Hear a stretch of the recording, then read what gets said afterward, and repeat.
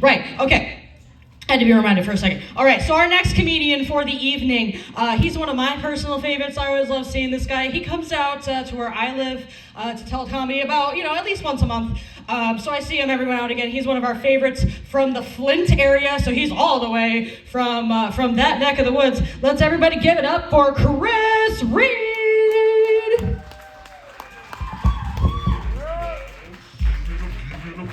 Eat my children, eat my children, no, no.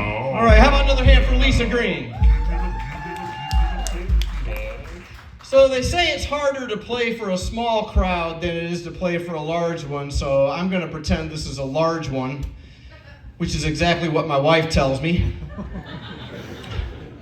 So how you doing, Rex Theater? Y'all doing good? Yeah. Hey, if you had a nice Christmas, applaud. Yeah, cool. So did I, man. I like Christmas because it's a holiday without fireworks. Yeah, man, I can't stand fireworks. All that boom, boom, boom, it scares the hell out of my dog. Yeah, he runs off and hides under the bed, and I'm sitting here like, great, now who's going to lick this peanut butter off my nipples? Yeah, kills the whole vibe, man. So, I was born and raised in Flint. I was born at Flint Osteopathic Hospital in 1971. Graduated from Flint Southwestern High School in 1989. Lost my virginity at the Flint Motel 2 weeks ago. Nah, I'm just playing. I never graduated. So I'm actually a substitute teacher. That's my day job. I don't like my day job. I do try to be positive, though. Like, every morning when I go to work, before I walk into the building, I always stop and I say, it's going to be a great day somewhere. Now, it's a hard job, man. Last school I was at, behavior was terrible. The kids were out of control, but all the teachers walked around like this. Yeah. Oh, shit. Hold, please.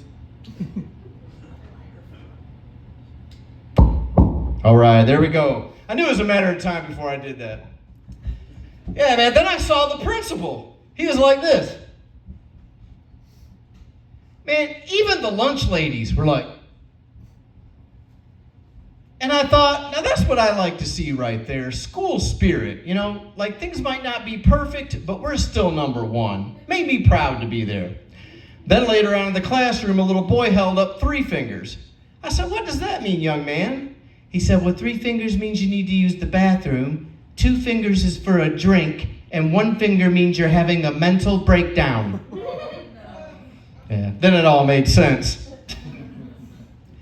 Now, most of the kids I work with are pretty cool, but they can say some weird stuff. Like I had this little boy come up to me, he was like, Mr. Reed, choose right or left. I was like, what are you talking about? He's like, just pick one. I'm like, I don't know, left. He was like, oh my God. Then he looks at the class, he's like, Mr. Reed chose left. They're all like, what? I was like, what is going on here? He was like, Mr. Reed, right is heaven and left is hell. You chose left. I said, look, I chose left the moment I applied for this job. Now sit down and stop saying hell. What the hell's wrong with you? Oh, man. The girls aren't any better either. Oh, man. I had this little girl come up to me. She was like, Mr. Reed, is the Empire State Building the most important building? I said, no, it's not. She was like, well, then what is the most important building? I said, well, that all depends. Like, during times of war, the most important building is the Pentagon. In times of peace, the most important building would be the United Nations. After the day like I've had today, the most important building is Murray's Liquor. Yeah, she was only 6, but I wasn't going to bullshit her.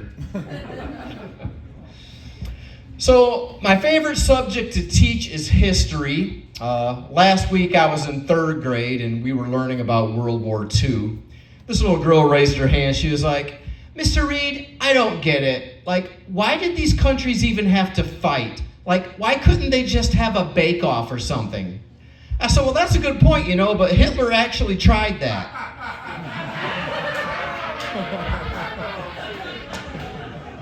Yeah, at one point I think he had like 52 ovens going. Oh, too soon? It's been 60 fucking years, man. Hey, I actually did get fired from one school. Yeah, they said I wasn't a team player. And that's because I didn't go to all the after-school events, like pizza with the principal and donuts with the dean. But I did go to some events. I just went to the ones that weren't promoted. Like joints with the janitor, lines with the lunch ladies, Budweiser with the bus driver. The VIP events. Very intoxicated people. Yeah, man. So I actually have a couple of kids of my own.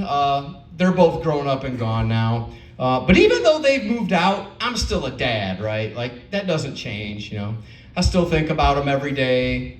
Still help my son work on his car.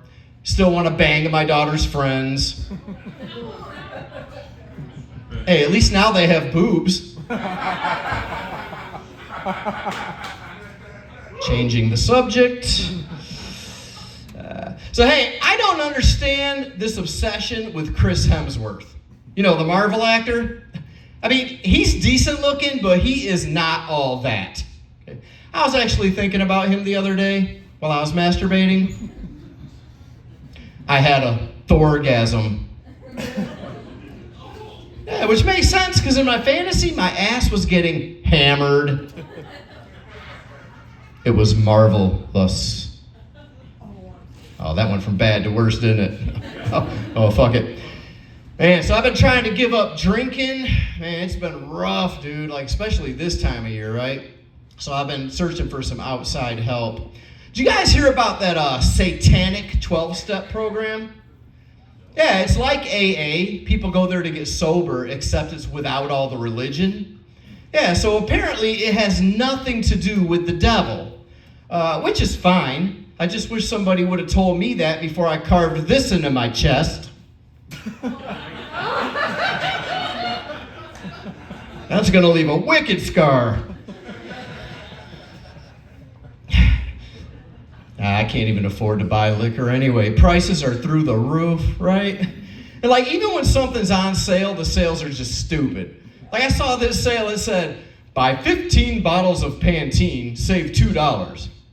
I'm like, 15 bottles? What am I shampooing? A 70s bush? Stupid. Hey, speaking of stupid, I got those energy-saving light bulbs. What a joke. I mean, yeah, they use less energy, but they also barely put out any light. Good thing is, now it's not so bad when my wife asks me to do her with the lights on. That's a joke. My wife's a beautiful woman. Hey, not only is she beautiful, but she's funny, man. She's got a quick wit. Like yesterday, she rolled her eyes at me. I said, eye rolling is a microaggression. She said, so is your penis. And she's not wrong. See, y'all might have noticed I have a slight limp. I was out getting my wife some flowers and I twisted my ankle, tripped over a tombstone when I was leaving the cemetery. Hey, it was worth it though, I got her some roses. Hey, shout out to the Thompsons. Whoever they are. Saved me some cash.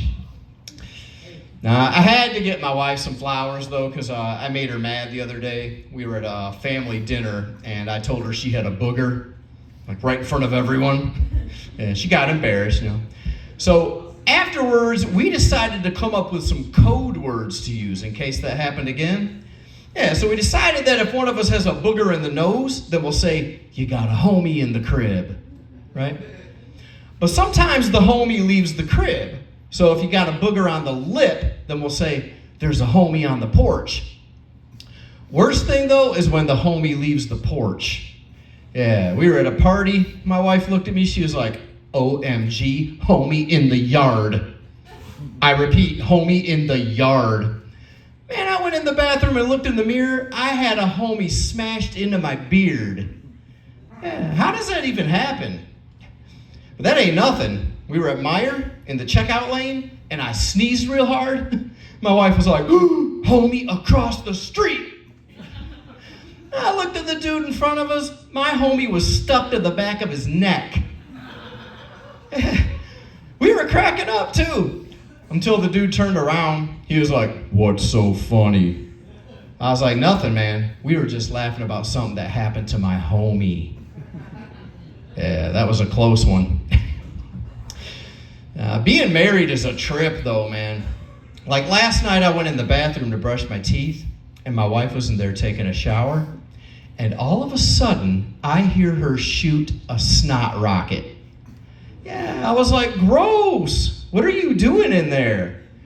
She was like, "Well, I blow my nose in the shower to save on toilet tissue." And I couldn't really get mad about that, because that's the same reason I shit in there. It's fine. The hair trap catches all the corn. All right, I'm Chris Reed. Thank you. Have a good night, you guys. My children, eat my children, no, no, no, yeah. Keep it up, keep it up, keep it up, folksy balls. Keep it up, keep it up, keep it up, folksy balls. One more time for Chris Reed. Eat my children. One more time for Chris Reed while I put this back. Man, the mic is not vibing with you today, Chris. It's just not vibing with you. I don't know, man. We're just going to try to fix this. Here we go. His wife truly is a lovely person, but he totally did deserve that micro penis comment. Microaggressions. Anyway, okay, our next comedian. We actually drove here, so there's that.